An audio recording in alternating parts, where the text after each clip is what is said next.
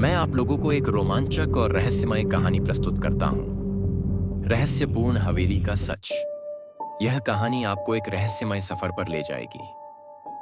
उत्तर प्रदेश के छोटे से गांव चंदनपुर में एक प्राचीन और विशाल हवेली स्थित थी। यह हवेली सालों से वीरान थी और इसे लेकर कई कहानियां प्रचलित थीं। लोग कहते थे कि वहां आत्माएं भटकती हैं। दिन के उजाले में भी कोई उस हवेली के पास जाने की हिम्मत नहीं करता था। हवेली के मालिक ठाकुर प्रताप सिंह की मृत्यु आज से करीब 50 साल पहले एक रहस्यमय तरीके से हुई थी। उनकी पत्नी और बच्चे भी अचानक गायब हो गए थे। कुछ लोगों का कहना था कि उन्होंने आत्महत्या कर ली, तो कुछ का मानना था कि वे हवेली की ही किसी गुप्त तहखाने में बंद हैं। एक दिन गांव में एक नई शख्सियत आई। उसका नाम था आरव, जो एक युवा पत्रकार था। आरव का मकसद था चंदनपुर की इस रहस्यमय हवेली के पीछे छिपे सच का पता लगाना। उसने सुना था कि इस हवेली में रात को अजीबोगरीब आवाजें आती हैं और कुछ लोग इसे श्रापित जगह मानते हैं। आरव ने गांव वालों से बात करनी शुरू की। हर कोई उससे यही कहता कि हवेली के करीब न जाए, लेकिन आरव तो जिद्दी था। वह सच जानने के लिए किसी भी हद तक जाने को तैयार था। हवेली में पहला कदम। एक दिन आरव ने तय किया कि वह रात को हवेली में जाकर खुद इसकी सच्चाई का पता लगाएगा। रात के 12 बजे आरव अपने कैमरा और टॉर्च के साथ हवेली के पास पहुंचा। हवेली का दरवाजा जर्जर था और चारों ओर अंधेरा छाया हुआ था।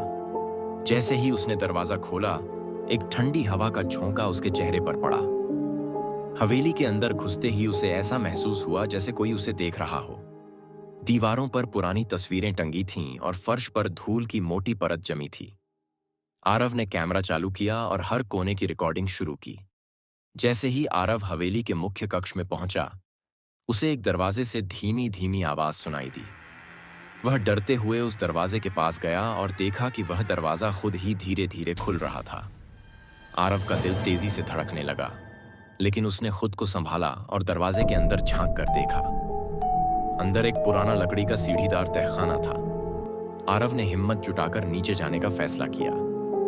नीचे उतरते ही उसे ऐसा महसूस हुआ जैसे चारों ओर कोई उसकी निगरानी कर रहा हो। तहखाने में आरव को दीवारों पर अजीब-ओ-गरीब निशान दिखाई दिए। वे निशान किसी प्राचीन भाषा में थे, जो उसने पहले कभी नहीं देखे थे। तहखाने के बीचों बीच एक लकड़ी का पुराना संदूक रखा था।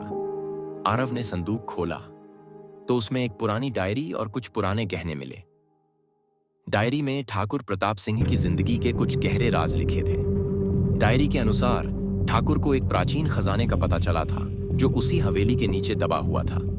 लेकिन उस खजाने को पाने के लिए उन्होंने एक गुप्त तांत्रिक विधि अपनाई थी, जिसमें एक इंसान की बलि दी जानी थी। डायरी पढ़ते पढ़ते आरव को अचानक महसूस हुआ कि उसके आसपास ठंडी हवा चल रही है। उसने पीछे मुड़कर देखा तो उसे एक सफेद साया दिखाई दिया। वह साया धीरे धीरे उसकी ओर बढ़ रहा था।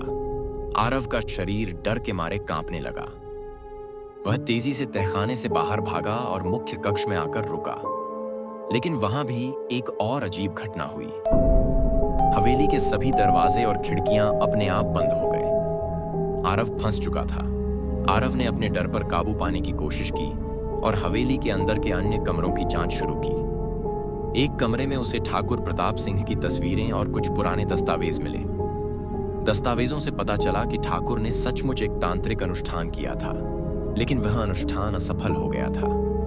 इसके कारण हवेली में रहस्यमय शक्तियां बस गई थीं।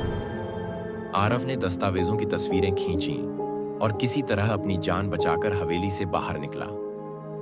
गांव लौटने के बाद आरव ने अपनी रिपोर्ट तैयार की और पुलिस को इसके बारे में बताया।